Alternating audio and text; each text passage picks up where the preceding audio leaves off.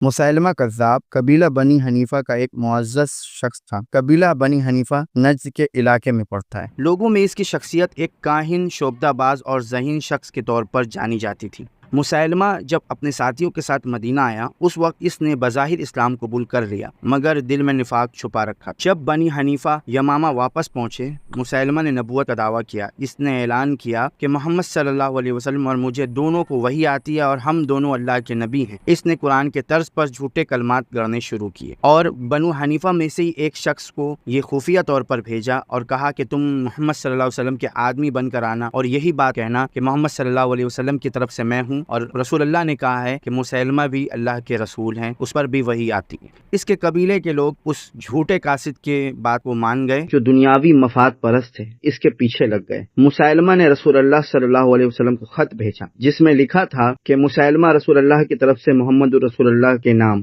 بات یہ ہے کہ مجھے آپ کے ساتھ اس نبوت کے معاملے میں شریک کر دیا گیا ہے۔ ہمارے لیے آدھی زمین ہے اور قریش کے لیے آدھی، لیکن قریش زیادتی کرنے والے لوگ ہیں۔ نبی کریم صلی اللہ علیہ وسلم نے جواب میں یہ فرمایا، زمین اللہ کی ہے، وہ اپنے بندوں میں جسے چاہے اس کا وارث بناتا ہے اور انجام پرہیزگاروں کا ہوتا ہے۔ مسیلمہ نے لوگوں کو متاثر کرنے کے لیے جعلی معجزات کا سہارا لیا، بچوں کے سروں پر ہاتھ رکھ کر برکت دینے کی کوشش کی مگر بال جھڑنے لگے، پانی پر تھوکا، کنواں خشک ہو گیا، قرآن کی نقالی کر کے آیات گھڑی۔ سجا تمیمہ ایک عورت جس نے بھی جھوٹی نبوت کا دعویٰ کیا، وہ یمامہ آئی اور مسیلمہ سے نکاح کر لیا اور دونوں نے اپنی فوجیں متحد کی، لیکن کچھ دن بعد اس کا اثر زائل ہوا اور وہ ناکام ہو کر اسلام واپس لے آئیں۔ نبی کریم صلی اللہ علیہ وسلم کے وفات کے بعد 11 ہجری عرب میں مختلف قبائل مرتد ہو گئے، کچھ نے زکوٰۃ سے انکار کیا، کچھ نے نبوت کے جھوٹے دعوے کیے۔ ان میں سب سے بڑا خطرہ مسیلمہ کذاب کا تھا، کیونکہ اس کا قبیلہ طاقتور تھا، وہ ایک منظم لشکر رکھتا تھا، اس کے پاس قلعہ بند شہر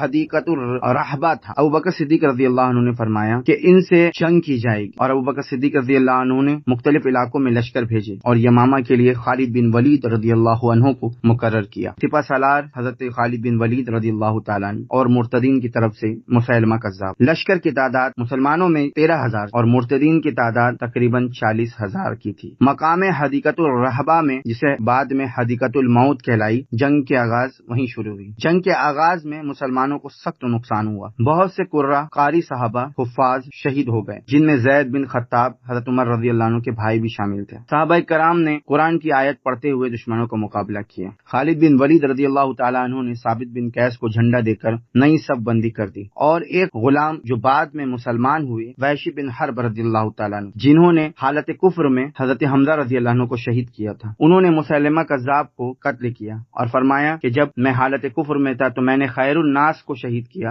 اور جب میں نے اسلام لایا تو شر الناس، جو سب سے بڑا شر تھا، مسیلمہ کو قتل کیا۔ مسیلمہ کا لاشا خاردار جھاڑیوں کے درمیان پھینک دیا گیا اور اس کے جسم پر مکڑیاں چڑھ گئی۔ مسیلمہ کے قتل کے بعد بنی حنیفہ نے ہتھیار ڈال دیے، ہزاروں مسلمان خصوصاً قرہ شہید ہوئے۔ حضرت عمر بن خطاب رضی اللہ تعالیٰ عنہ نے ابوبکر صدیق رضی اللہ عنہ کو مشورہ دیا کہ قرآن کو جمع کیا جائے۔ اس کے نتیجے میں حضرت زید بن ثابت رضی اللہ عنہ کی قیادت میں قرآن کو جمع کیا گیا۔ یہ تھا جنگ یمامہ، جس میں مسلمانوں کی جیت ہوئی اور ایک بڑے فتنے کا رد حضرت ابوبکر صدیق رضی اللہ عنہ نے کیا۔ ملتے ہیں نیکسٹ ویڈیو میں، تب تک کے لیے اللہ حافظ۔